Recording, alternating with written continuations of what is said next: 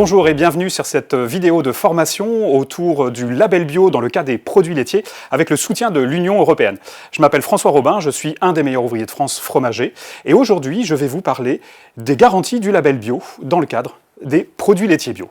Il faut savoir que les bases de l'agriculture biologique datent d'entre-deux-guerres, des années 20 à peu près, et je vous invite à aller voir d'autres formations qui sont beaucoup plus précises sur le sujet. On sait que le développement, l'essor de l'agriculture bio date d'à peu près les années 60, avec la création dans les années 80 du label, notamment en France, label AB, et plus tard du label Eurofeuille à l'échelle européenne. L'agriculture biologique se repose autour de trois piliers qui sont interconnectés, qui fonctionnent un petit peu comme un triangle. Chacun des piliers a des connexions avec les deux autres. On peut citer dans ces trois piliers, bien sûr, la durabilité, le respect de l'environnement et les bonnes pratiques d'élevage. Pour la durabilité, on peut dire par exemple que l'idée, c'est de léguer aux générations futures une agriculture qui soit performante, productive, mais dans le respect de l'environnement et sans piller les ressources. Pour le respect de l'environnement, il s'agit bien sûr d'éviter les émissions qui pourraient éventuellement porter préjudice à l'environnement, de respecter la biodiversité, respecter par exemple la constitution des sols, des choses comme ça. Et pour les bonnes pratiques d'élevage, on va se positionner sur quelque chose qui existe déjà dans le conventionnel, mais on va peut-être aller un petit peu plus loin et on va voir qu'il y a un certain nombre d'éléments qui sont encadrés, définis par les lois. Pour expliquer la durabilité, on peut par exemple prendre ce concept d'une production plus extensive. C'est une agriculture qui est plus adaptée à l'environnement local et à ce qui se fait naturellement sur le terroir. On va aussi avoir ce qu'on appelle l'autonomie fourragère, à savoir qu'on va inciter les éleveurs et les éleveuses à produire eux-mêmes la nourriture pour les animaux. Ce faisant, on va se raccrocher au terroir, on va limiter les apports de nourriture extérieure, donc réduire aussi le bilan carbone de ces achats extérieurs. C'est quelque chose de très important, et aussi on va se lier à ce qu'on peut faire à un endroit donné, avec un climat donné. On ne va pas aller chercher des nourritures qui ne correspondent pas à des races qui sont adaptées à un milieu. Dernier point, il faut savoir aussi que quand vous achetez un produit laitier bio, l'intégralité de la ferme qui le produit doit être en bio, que ce soit les productions végétales ou les productions laitières. C'est quelque chose de très important, comme ça on évite les effets d'opportunité et les gens qui joueraient un petit peu avec la limite. C'est une garantie pour vous. Le respect de l'environnement est le deuxième pilier fondamental de l'agriculture biologique. Et notamment avec une interdiction totale d'utiliser des engrais chimiques de synthèse et des pesticides chimiques de synthèse pour mener ces cultures. Alors bien évidemment, les agriculteurs ont le droit d'améliorer la qualité du travail des sols. Ce faisant, ils peuvent utiliser par exemple des engrais naturels, du lisier, du compost, des pailles. On va aussi faire des rotations de cultures de manière à améliorer la terre au fur et à mesure en faisant une année par exemple du trèfle qu'on va couper et enfouir de manière à pouvoir fixer de l'azote. On va aussi pouvoir utiliser des pesticides naturels, comme par exemple le cuivre et le soufre, qui sont autorisés. Et il y a des techniques aussi qui sont particulières, qui vont être un travail manuel beaucoup plus important. On va pouvoir travailler le sol à la main, on va pouvoir faire du désherbage thermique, on va pouvoir faire aussi de la solarisation, c'est-à-dire éviter que certains champignons ne se développent dans la première couche du sol, et ce faisant, on n'a pas besoin d'aller mettre des pesticides de synthèse. Tout un tas de techniques qui sont plus naturelles et qui sont importantes pour la conduite des cultures. Un deuxième exemple du respect de l'environnement dans le cadre de la production des produits laitiers bio, ça va être de préserver la biodiversité. Et ce faisant, on utilise ce qu'on appelle des infrastructures agroécologiques, un mot un peu barbare qui détermine un certain nombre de dispositifs naturels qui vont permettre de garder plus de biodiversité. Quelques exemples pour comprendre, par exemple les haies qui peuvent être autour d'un champ, ce sont des magnifiques réservoirs à biodiversité, puisqu'on va pouvoir retrouver dans ces haies toute la pyramide de prédation. On va avoir des insectes, des oiseaux et des grands prédateurs. Donc on conserve de la biodiversité. Ce sont des haies avec souvent des essences très différentes, ce qui permet aussi de conserver une biodiversité végétale. Autre dispositif, on va garder 1 mètre de bande autour des champs, de manière à éviter une érosion, de manière à conserver aussi les fossés le plus naturel possible, excellent réservoir de biodiversité, et aussi qui évite que les sols se dégradent ou se lessivent de manière importante. Et on va essayer comme dernier dispositif de créer des mares qui sont comme des lieux de regroupement de toute la faune, comme un point d'eau comme ça où tout le monde va venir tourner autour, quelque chose de très important pour respecter la biodiversité.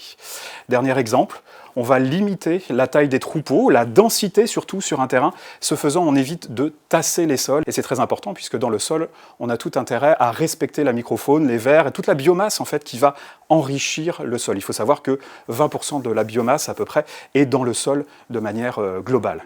Le dernier pilier dans le cas des produits laitiers bio, ce sont les bonnes pratiques d'élevage. Alors attention, ça ne veut pas dire que dans le conventionnel, ces pratiques n'existent pas, mais elles sont encadrées, quantifiées de manière un petit peu plus importante dans l'agriculture biologique. Plein d'exemples à donner, et notamment quelque chose de fondamental, c'est l'accès quotidien à une pâture, c'est-à-dire l'endroit où les vaches vont paître, si la météo le permet, tout au long de l'année, l'accès à quotidien même à pied. Alors, il faut voir que c'est le comportement naturel d'une vache de passer sa journée dans un champ, à brouter, puis ruminer plus tard, et éventuellement produire du lait. Mais toutefois, dans certaines zones, notamment les zones montagne, à partir du moment où il y a de la neige, une vache ne va pas sortir, elle n'est pas très compatible avec cette neige, donc on a le droit de garder ces animaux temporairement. On va pouvoir sortir les animaux au moment du printemps, quand la portance des sols sera suffisante, de manière à ce que ça supporte le poids des animaux. Il y a une obligation d'avoir une ration annuelle 100% agréée agriculture biologique. Donc les animaux doivent manger soit de l'herbe pâturée dans le champ, on peut leur amener aussi des coupes de certains éléments comme la luzerne ou le trèfle, de manière à avoir des apports énergétiques particuliers ou des apports nutritionnels.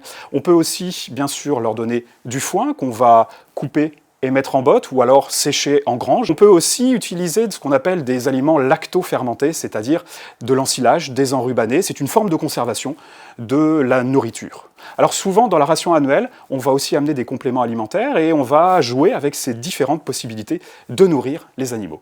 Alors il faut savoir aussi que la ration doit être à 70% issue de l'exploitation ou produite dans le cadre d'une coopération régionale, de manière à garder un lien, là aussi, avec l'environnement, avec la durabilité. On boucle un petit peu notre triangle avec ce genre de dispositif. Pour le lieu d'habitation des animaux, il faut bien sûr que ce soit des étables hygiéniquement irréprochables, avec de l'aération, de la luminosité, de manière à ce que les animaux soient dans les meilleures conditions possibles. Quelques exemples, elles disposent par exemple de brosses rotatives sur lesquelles elles vont venir se frotter, de manière à se débarrasser des éventuelles poussières qu'elles auraient. Elles sont souvent logées sur des matelas de paille qui elle-même est bio au cas où elles auraient envie de grignoter. On nettoie très régulièrement les fermes et les étables de manière à ce que ce soit le plus propre possible, le plus sec, aéré, de manière aussi à ce que l'hiver il ne fasse pas trop froid, l'été pas trop chaud, et aussi qu'il y ait la luminosité suffisante pour qu'elles puissent vivre l'alternance jour-nuit, comme si elles étaient dans la nature. Il est interdit de garder les animaux dans ce qu'on appelle à l'attache, c'est-à-dire de manière permanente avec une corde ou une chaîne, c'est interdit en bio, même si c'est pas beaucoup pratiqué en conventionnel, et l'isolement de l'animal est interdit, sauf maladie, bien évidemment. Pourquoi? Parce que ce sont des animaux qui ont un instinct grégaire, qui aiment vivre en groupe, et c'est très important de respecter ce comportement tout à fait naturel. Au niveau des soins qu'on peut apporter à des animaux, dans le cadre des produits laitiers bio, on va inciter les éleveurs à utiliser des méthodes naturelles plutôt douces, comme par exemple des soins avec des huiles essentielles. Il est donc possible d'avoir recours 3 fois par an maximum à des traitements antibiotiques, mais ceci dit, quand vous voulez fabriquer un fromage, ce n'est pas du tout compatible avec la présence d'antibiotiques. Donc que ce soit pour le lait conventionnel ou le lait bio, on détecte les antibiotiques et s'il y en a, on détruit le lait quoi qu'il arrive. Alors comment fonctionne le circuit de garantie que vous pouvez donner à vos consommateurs, aux gens que vous allez nourrir? Eh bien c'est un circuit qui commence au niveau de l'Union européenne, qui définit le cadre, qui définit les lois, qui définit les chapitres, et qui va charger les États d'appliquer ensuite cette législation autour du label Eurofeuille. En France, le ministère de l'Agriculture et de la Souveraineté Alimentaire a décidé de déléguer cette fonction à l'INAO, l'Institut National des Appellations d'Origine. C'est un organisme qui va gérer ce qu'on appelle les AOP, appellations d'origine protégée, IGP, indication géographique protégée, et aussi le label rouge. Ils ont pour mission de contrôler la bonne exécution du dispositif législatif lié au label agriculture biologique. Pour ce faire, un certain nombre d'organismes certificateurs agréés sont en action un petit peu partout sur le territoire et vont venir contrôler directement dans les fermes ce qui se passe. Il y a 2 niveaux d'intervention, on va dire. Un premier niveau, quand il y a une intervention, c'est une date fixée et on vient voir tous les documents qu'un éleveur peut avoir. On va par exemple regarder tout ce qu'il a acheté sur la ferme en produits pharmaceutiques ou alors en produits de nourriture. Bref, on va faire un contrôle documentaire. On essaie de voir aussi s'il y a des incohérences, c'est-à-dire peut-être un volume qui ne correspondrait pas aux besoins réels, voir s'il n'y a pas des gens qui sont tentés de jouer avec la limite. Il y a donc une première partie qui consiste en un contrôle documentaire où le contrôleur va venir faire la liste des achats sur une exploitation, va vérifier qu'ils sont cohérents avec les besoins réels de l'exploitation, quelque chose de très sérieux qui prend un certain nombre d'heures. Et puis il y aura aussi un contrôle où on va se déplacer sur l'exploitation, ça peut prendre un certain temps, ça dépend de la taille bien évidemment. On va vérifier dans tous les coins et recoins la présence ou non des éléments qui sont souhaités ou pas. Donc c'est un contrôle très sérieux qui a lieu une fois par an, de manière régulière et sur rendez-vous.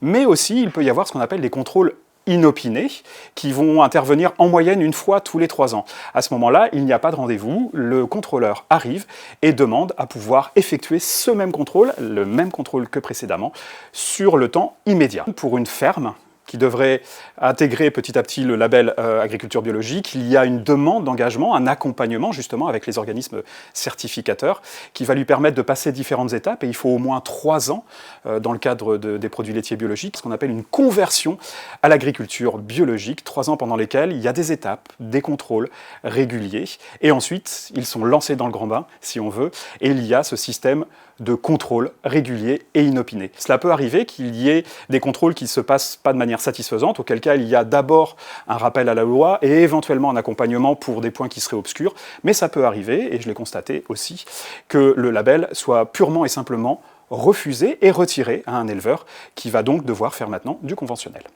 Je vous remercie pour votre attention, j'espère que cette formation vous a plu.